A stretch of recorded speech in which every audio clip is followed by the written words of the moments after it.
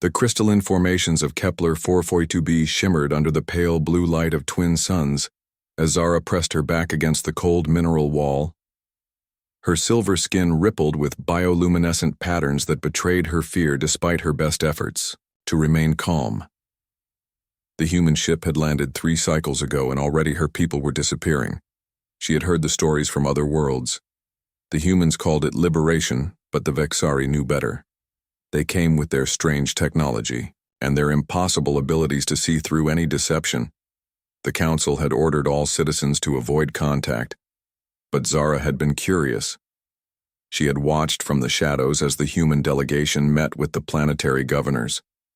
Now she was running. The mining tunnels of Sector 7 stretched deep into the planet core where few ventured.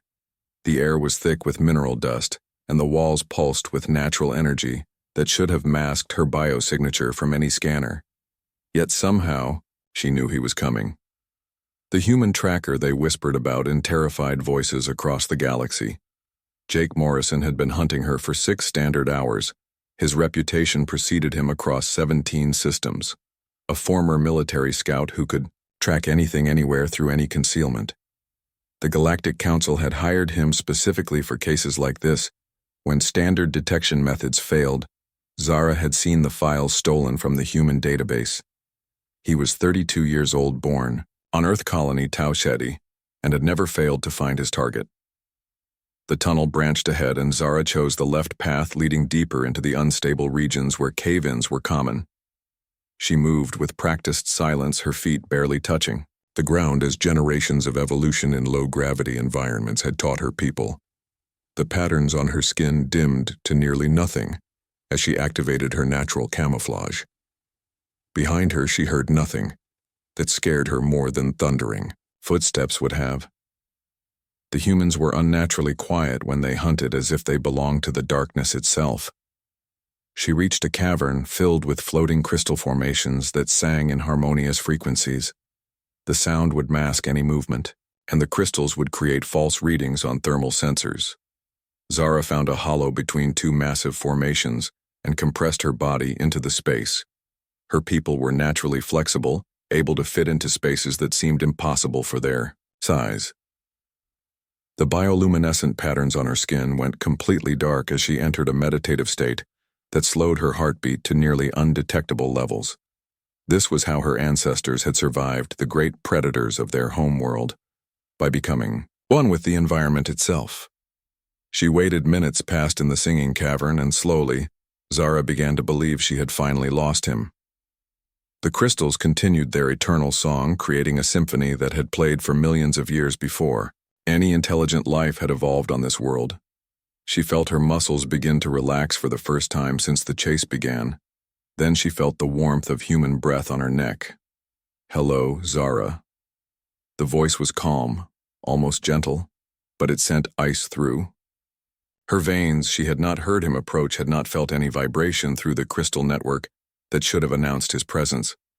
He was simply there, as if he had materialized from the mineral formations themselves. She tried to bolt, but found her path blocked. His hand rested casually on the crystal wall beside her, not threatening but clearly preventing escape. In the dim light, she could see his face for the first time. He was younger than she had expected, with short brown hair and eyes that seemed to hold depths of knowledge beyond his years. How she whispered, her voice barely audible above the crystal song. He smiled, and the expression was neither cruel nor triumphant, but almost sad. "Your people glow, Zara. Even when you think you have hidden it completely, there is always light. The crystals here are beautiful, but they amplify bioelectric fields by a factor of 10. I could see you from the tunnel entrance, like a beacon in the darkness." She stared at him in disbelief. The Vexari had evolved their camouflage over millions of years, perfecting it against the most sophisticated predators on their world. Yet this human had seen through it as easily as looking through clear water. "But that is not how I found you," he continued. "What do you mean?" Jake gestured to the cavern around them.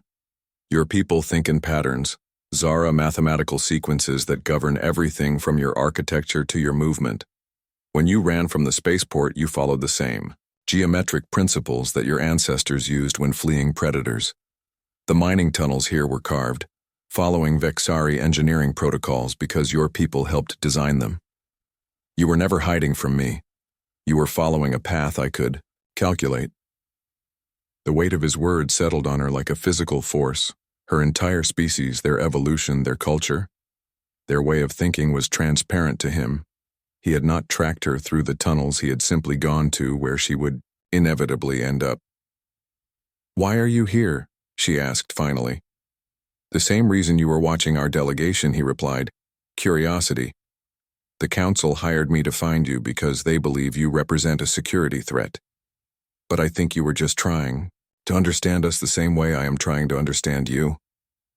Zara felt the patterns on her skin begin to flicker with confusion. Human behavior was supposedly chaotic and unpredictable, yet this one seemed to follow his own kind of logic. She had expected violence or capture, but instead found something that might have been compassion. "Your people are afraid of us," he said. "It is understandable. We represent something new in the galaxy, a species that does not fit the established patterns. But we are not here to conquer or destroy. We are here because the universe is vast and lonely, and we believe it is better when we are not alone in it." The crystals around them shifted in frequency, creating new harmonies that neither human nor Vexari hearing had been designed to appreciate. Yet somehow the sound seemed appropriate for this moment when two alien minds tried to bridge the gap between worlds. "What happens now?" Zara asked.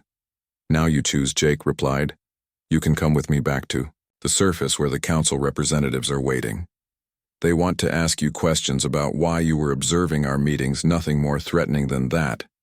Or you can disappear into these tunnels, and I will tell them.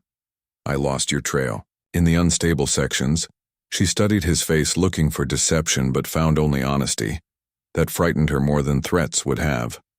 Her people understood manipulation and force, but genuine offer of choice was alien concept from beings. Who should have been alien? "Why would you lie for me?" "Because," he said, leaning back against the crystal wall, "hunting someone and understanding them are different things. I was hired to find you, and I have accomplished that task. But what happens next should be your decision, not mine. The galaxy has enough fear and misunderstanding. We do not need more."